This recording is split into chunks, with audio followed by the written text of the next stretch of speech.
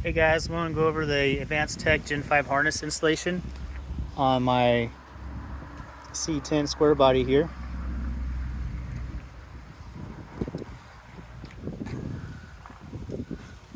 We'll go do basic overview.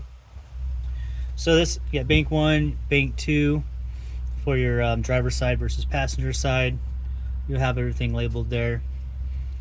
This harness is what I call a hot rod style harness, where it comes out the back.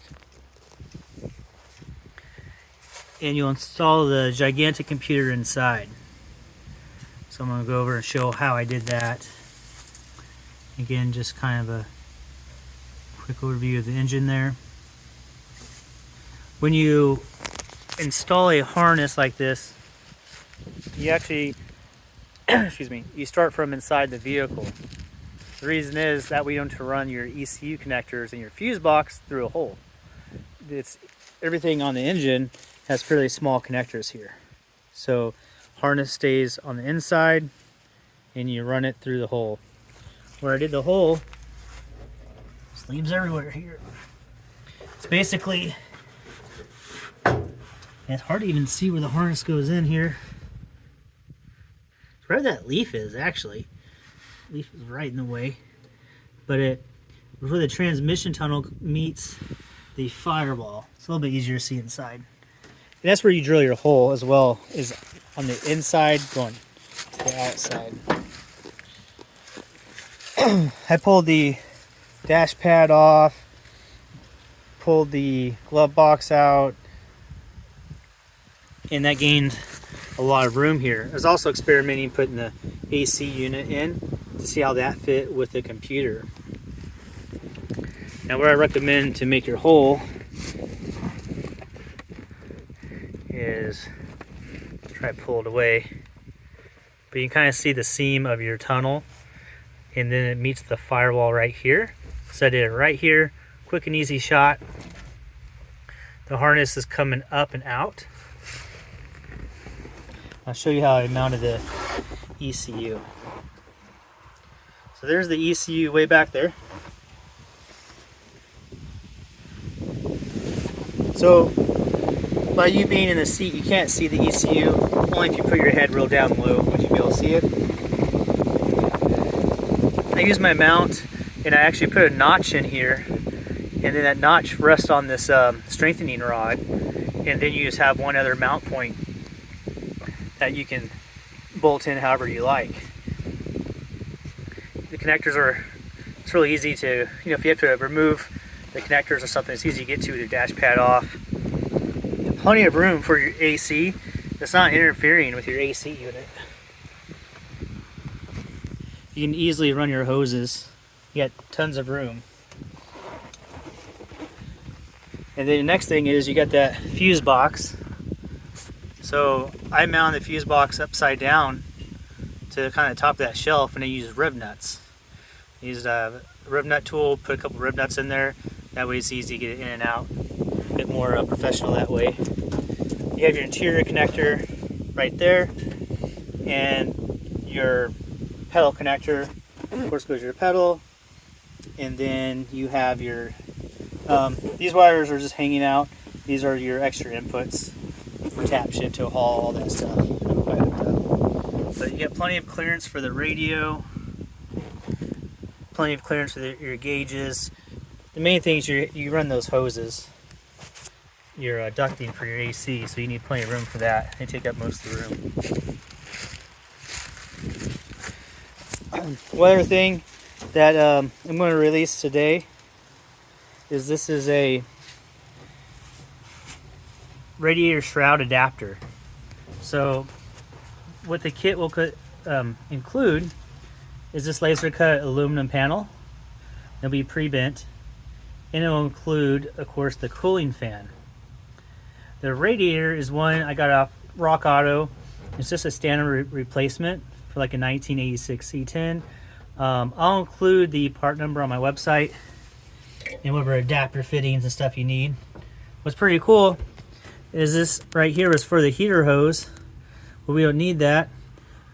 So I drilled and tapped it for I think a 1/4 inch MPT. and that does my steam port. So pretty slick setup. These radiators are probably 150, 160 on Rock Auto. And it's a real nice, clean, simple setup that you can get from really any parts store. I'll probably need some customers to try to do some testing on this. The spacing will fit certain year models the way it is. Mine, it didn't. I had to put rib nuts in here to do it.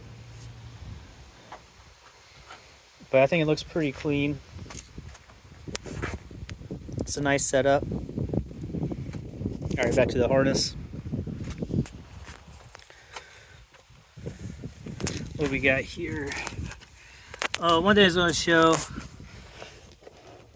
like for my ignition wires and brake wires, I just use connectors now. That way if I need to remove anything, I do a lot of testing, so that's the other reason. That way I can just unplug things real quick and do that. This is the first prototype harness, so I've been doing testing with it. But this is where your muscle car module will plug in. That's the base that goes on there.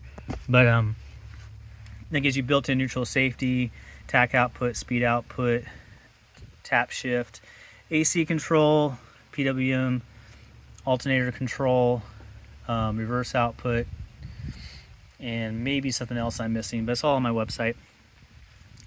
Next, I mounted the OBD2 port right here. I'm always messing with this stuff, so I like to have the OBD2 port in the most convenient spot possible. You can hide it up here if you want to, mount it anywhere you want. I think that's about it. But yeah, the biggest headache was just figuring out how to mount this ECU out of the way. And I tried the top of this area with the dash, that didn't work. And really, that's the best spot I could find. And there's plenty of room right there, guys. So I have room to put speakers, ducting, whatever. So, just want to do an overview on this. I'm trying to get this all done. I want to get cooling and heating system done in it. Just been trying to clean it up. Gotta wash the engine bay out. Cleaned up the engine a little bit. But I think it's looking pretty good. I'm going to put a cover here. My brother actually sells the kit to do that. A Firewall smoothing kit at vanatafabrication.com. I'm not a fabricator, so I'm going to see how I want to mount it. He said you cut down the seam and get rid of that seam, and you can just put it over all this. So I'm not sure if I want to use panel bond with a few rib nuts. Rib nuts are my favorite thing ever. And do that and just see how it goes. And then this coating on the Firewall is bed liner in a can. So you can get them at any parts store, even Lowe's. Bed liner in a can. It has a nice satin finish to it. And what's cool is if you mess it up, meaning like you scratch it up or something, you just buy it in a can and spray it and it will match it real nice. It's not tough in any way. It's not tough like real bed liner because there is no, it's not a two-part system. So if you just use something out of a can, it's hardly ever very strong. Because when you have a two-part system, basically it's like an epoxy. You have an activator and it makes it rock hard. But this works really good for engine bays, like I said, and it will cover like light sanding scratches and stuff like that, which normal paint won't do. So I'll put that panel on, mount it however I need to, and then respray it with the bed liner in a can. And it looks really good, honestly. All right, thanks for watching, guys. This is a quick update on the Advanced Tech harness and the radiator filler panel there.